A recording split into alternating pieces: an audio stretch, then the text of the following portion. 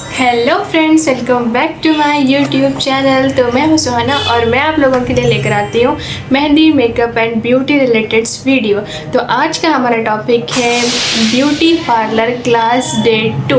जी हाँ, मैं आप लोगों के लिए ब्यूटी पार्लर कोर्स लेकर आई हूँ जिसमें मैं आपको डिटेल में सबको सिखाने वाली हूँ। और ये क्लासेस जो है हमारी एकदम फ्री होने वाली है। बस आपको सिर्फ एक ही काम करना है और वो है हमारे चैनल को सब्सक्राइब करना। अगर आप हमारे चैनल को सब्सक्राइब कर देते हो तो आप घर बैठे प्रोफेशनल ब्यूटी पार्लर कोर्स सीख सकते हो। अभी हम देखते हैं ब्लीचिंग के बारे में। तो ब्लीचिंग क्या है इसको हम डिटेल में देखेंगे। इसको मैं प्रैक्टिकली भी करके बताऊंगी और इसको करने के लिए क्या क्या टूल्स चाहिए ये सब आज मैं आपको बताने वाली हूँ। तो चलिए बढ़ते हैं बोर्ड की तरफ। तो सबसे पहले देख लेते हैं कि ब्लीचिंग क्या है। को थ्योरी भी बताऊंगी और नोट्स भी लिखा करके दूंगी ताकि आपको बहुत ही अच्छे से समझ में आ जाए सब चीज़ें। तो सबसे पहले मैं आपको बता दूं कि ब्लीचिंग क्या है। ये तो मैंने यहाँ पे इंग्लिश में लिखा है, अब मैं इसका ट्रांसलेट कर देती हूँ ताकि आप लोगों को और अच्छे से समझ में आ जाए। तो मैं आपको बताती हूँ कि ब्लीचिंग क्या है। ब्लीचिंग एक स्किन ट्रीटमेंट है जिससे हमारी स्किन एक टोन लाइट हो जाती है और हमारे जो फेस के फेशियल हेयर्स हैं, मतलब जो भी हेयर्स होते हैं फेशियल हेयर्स, वो ब्लीच अप्लाई करने की वजह से थोड़ा सा ब्राउन या गोल्डन हो जाते हैं। जिसकी वजह से वो हेयर्स गोल्डन हो जाते हैं तो वो हेयर्स अपने स्किन में मतलब दिखते नहीं हैं, ठीक है। तो हेयर्स गोल्डन या ब्राउन होने की वजह से अपना स्किन का जो टोन है वो एक टोन ब्राइटन अप हो जाता है। मतलब सिंपल सी बात है, जो भी फेशियल हेयर्स है ब्लीच इसको गोल्डन कर देता है, जो कि ऐसा देखने से वो हेयर्स दिखते नहीं हैं। अगर जिसको भी फेशियल हेयर्स रिमूव नहीं करना होता है तो वो लोग ब्लीचिंग कराते हैं और बहुत ही अच्छा सा एक ग्लो आता है। बहुत ही ईजी है ब्लीचिंग, कोई भी कर सकता है घर पे इसे। तो ब्लीच एक फेस पैक की तरह अप्लाई करना होता है और इससे जो है हमारा स्किन का ऑयलनेस भी रिमूव हो जाता है और जो हमारे हेयर्स है वो थोड़े से गोल्डन या ब्राउन हो जाते हैं, ठीक है। तो अभी मैं आपको बताऊंगी, ये मेरे पास आर्यन वेदा का हल्दी चंदन का ब्लीच है जो कि मैं आपको आगे करके बताने वाली हूँ कि किस तरह से हम लोग ब्लीच करते हैं। तो ब्लीच के अंदर आता है हमारे को एक ब्लीच क्रीम और एक एक्टिवेटर, ठीक है। इन दोनों को मिक्स करके हमको ब्लीच करना होता है। कैसे मिक्स करते हैं, कैसे अप्लाई करते हैं, सब मैं डिटेल आपको आगे बताने वाली हूँ प्रैक्टिकल करके। जी हाँ, मैं आपको थ्योरी भी लिखा रही हूँ और मैं आपको प्रैक्टिकली भी करके बता रही हूँ और मैं आपके सारे डाउट्स पे क्लियर करूँगी। और मैं ब्लीच करने के लिए हमको क्या क्या चाहिए वो इधर लिखा हुआ है, आप लोग देख लीजिए। फिर हमको टूल्स है towel, tissue, hair band, bowl, brush, eye pads, ये सब क्या है मैं आगे बताऊंगी। और प्रोडक्ट्स हमको चाहिए cleansing milk, toner, bleaching, SPF और अगर आप रखो तो एक मॉइस्चराइज़र भी रख सकते। तो ये सब तो हो गया ब्लीच के बारे में नोट्स। ब्लीच क्या है ये सब क्लियर हो गया। अब हम देखते हैं कि ब्लीच को करते कैसा है, ठीक है। तो ब्लीच करने के लिए हमको चाहिए सबसे पहले क्लिनजिंग मिल्क और मॉइस्चराइज़र, टोनर, वाइप्स या फिर आप टिश्यूज़ भी रख सकते हैं, एक हेयर बैंड और स्पंज, एक ब्रश और ब्लीच किट, ठीक है। ब्लीच किट में हमको मिलता है एक ब्लीच क्रीम और इसके साथ मिलता है एक एक्टिवेटर और हमें इसको किस तरह से मिक्स करके लगाना है ये मैं आपको आगे बताऊंगी।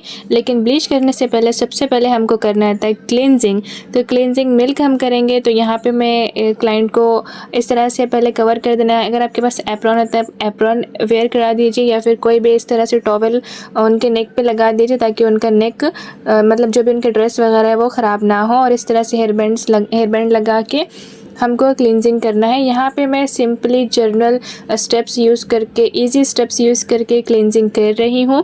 देखिए, क्लिनजिंग को हमेशा सर्कुलर मोशन में करना होता है और ब्लीच करने से पहले हमको क्लिनजिंग करना ही होता है और क्लिनजिंग हमेशा अपवर्ड डायरेक्शन में होती है, ठीक है। क्लिनजिंग मिल्क में कंजूसी ना कीजिए, एकदम अच्छे से आपको प्रोडक्ट लेके फेस को क्लीन करना है अपवर्ड डायरेक्शन में। मतलब पहले नेक किया, फिर चिन किया, फिर चीक्स किया, मतलब नीचे से ऊपर की तरफ आपको क्लिनजिंग करते हुए आना है ताकि हमारा जो ब्लड सर्कुलेशन है वो भी एकदम अच्छे से हो जाए और बहुत ही अच्छे से हमारा स्किन डीप क्लीन हो जाए। देखिए, जैसे कि मैंने नेक किया, लिप्स किया, चिक्स किया, उसके बाद मैं फॉरहेड कर रही हूँ और हर एक स्टेप्स के बीच में आपको जर्नल स्टेप करना है इस तरह से। तो आपको अच्छी तरीके से पूरे फेस को क्लीन कर लेना है। जब तक कि फेस क्लीन नहीं होता है तो हमारा ब्लीच का रिज़ल्ट उतना अच्छा नहीं आता है। और क्लाइंट के फेस पे कोई भी मेकअप वगैरह लगा होता है तो अगर हम मेकअप के ऊपर ब्लीच करते हैं तो वो रिएक्ट हो जाता है, फिर कुछ भी स्किन ख़राब हो सकती है। इसलिए आप हमेशा क्लींजिंग करके ही ब्लीच कीजिए, ठीक है। तो इस तरह से नोज़ पे जो भी स्टेप्स है वो आप गौर से देखिए और उसको प्रैक्टिस कीजिए। कोई भी चीज़ देखने से नहीं आने वाली है, उसको प्रैक्टिस करना पड़ता है। अगर थोड़ा सा मैंने वीडियो को फास्ट किया है, अगर आपको नहीं समझ में आता है तो आप थोड़ा सा स्लो करके वीडियो को देख सकते हैं। इस तरह से क्लींजिंग के बाद एक बाउल में पानी लेना है और उसको उसमें स्पंज को डुबा के इस तरह से पूरे फेस से क्रीम को रिमूव कर देना है। स्पंज से हम इस तरह से मोटा मोटा रिमूव कर लेंगे, मतलब जो भी अच्छे से रिमूव करने के लिए हमको इस तरह का एक टिश्यू चाहिए और टिश्यू की मदद से डबल क्लींजिंग कर लेंगे हम। आइज़ के पास जो कि स्पंज बहुत मतलब आइज़ एरिया हमारा सेंसिटिव होता है तो वहाँ पे हमको टिश्यू की मदद से ही रिमूव करना है। इस तरह से बहुत ही आराम से आइज़ एरिया पे रिमूव करेंगे हम और क्लाइंट को टिश्यू दे करके बोलेंगे उनका माउथ एरिया साफ़ कर लें। अब इसके बाद हमको बनाना होता है ब्लीच पैक। जी हाँ, ब्लीच पैक बनाने के लिए हमको ब्लीच क्रीम के अंदर एक्टिवेटर को मिक्स करना होता है। तो यहाँ पे क्वांटिटी बहुत ज़्यादा ज़रूरी है, ना ही बहुत ज़्यादा होना चाहिए ना ही बहुत कम। तो देखिए मैं यहाँ पे ब्लीच क्रीम ले रही हूँ 2 स्पून। क्रीम अगर हम डबल लेंगे तो एक्टिवेटर हमको उसका आधा लेना है, मतलब 2 स्पून हम क्रीम लेंगे तो हमको सिर्फ 1 ही स्पून डालना है एक्टिवेटर। और एक्टिवेटर की क्वांटिटी बहुत ज़्यादा ज़रूरी है। अगर ज़्यादा हो जाएगा तो आपके बाल बंदर जैसे एकदम पीले हो जाएंगे, मतलब फेस के जो भी हेयर्स है फेशियल हेयर्स, और अगर कम हो जाएगा तो उसका रिज़ल्ट अच्छा नहीं आएगा। तो बराबर आप एकदम देख के लीजिए क्वांटिटी। और इसके बाद मैं इसमें ऐड करूँगी रोज़ वाटर। ये मेरी तरफ से टिप है, अगर आप इसमें रोज़ वाटर ऐड करते हैं तो आपका स्किन का जो pH लेवल है वो मेंटेन रहता है और आपको ज़्यादा जलन वगैरह नहीं होती, मतलब सेंसिटिव स्किन के लिए अच्छा हो जाता है ये। तो इसको अच्छे से मिक्स करना है और मिक्स करने के बाद इसको ज़्यादा देर तक रखना नहीं है। मिक्स करते ही फ़ौरन ही फेस पे अप्लाई करना है, क्योंकि एक्टिवेटर जो है वो एक्टिवेट हो जाता है। मतलब एक्टिवेटर एक अमोनिया है, मतलब एक केमिकल रिएक्शन है, तो जल्दी से एक्टिवेट हो जाता है। तो मिक्स करने के बाद पहले हमको ब्लीच का एक पैच टेस्ट करना है, ताकि अगर जलन वगैरह होगी तो हम रिमूव कर देंगे। ब्लीच जो है वो बहुत हार्ड होती है फेस के लिए, जिसमें जो ये एक्टिवेटर है ये बहुत ज़्यादा मतलब केमिकल, बहुत ज़्यादा अमोनिया होता है उसमें, जो हर किसी को सूट नहीं होता है। तो आप पहले पैच टेस्ट कीजिए, अगर जलन नहीं होगी तो फिर इसको इस तरह से अप्लाई करना है।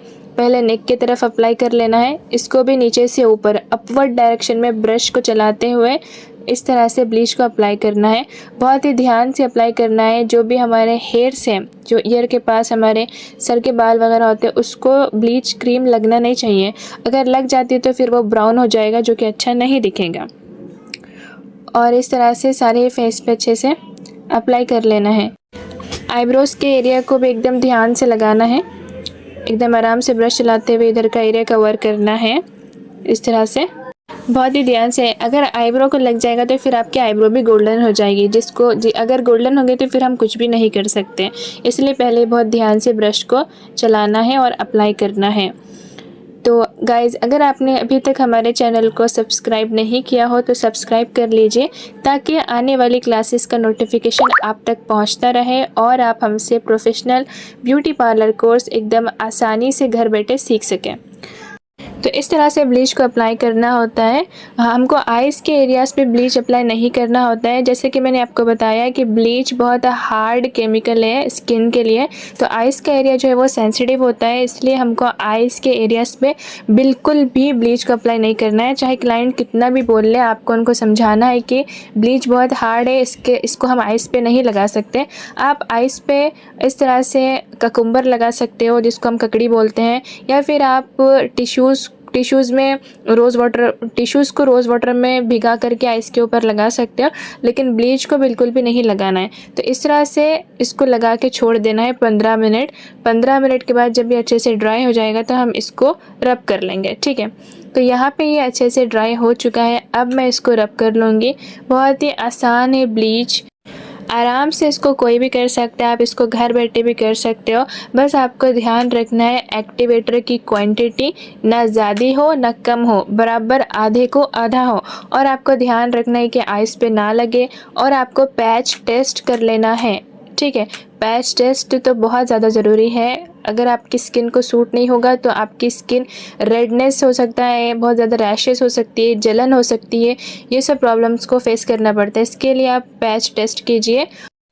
ब्लीच को जो है टीनेजर्स यूज़ नहीं कर सकते क्योंकि वो बहुत हार्ड है, मैं शुरू से ही बोल रही हूँ। और आपको ज़्यादा भी ब्लीच यूज़ नहीं करना है। अगर आप ज़्यादा ब्लीच यूज़ करेंगे तो आपकी स्किन जल सकती है।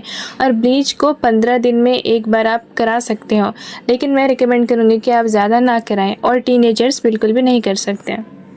तो ब्लीच के बाद अब मैं यहाँ पे लगाऊंगी मॉइस्चराइज़र, या फिर आप अगर डे में कर रहे हो तो सनस्क्रीन भी अप्लाई कर सकते हो। अगर डे में करेंगे तो सनस्क्रीन अप्लाई कीजिए, अगर नाइट में करेंगे तो मॉइस्चराइज़र अच्छे से अप्लाई कर दीजिए।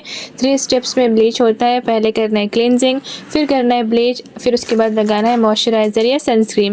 तो ये थी हमारी ब्लीच की आज की क्लास।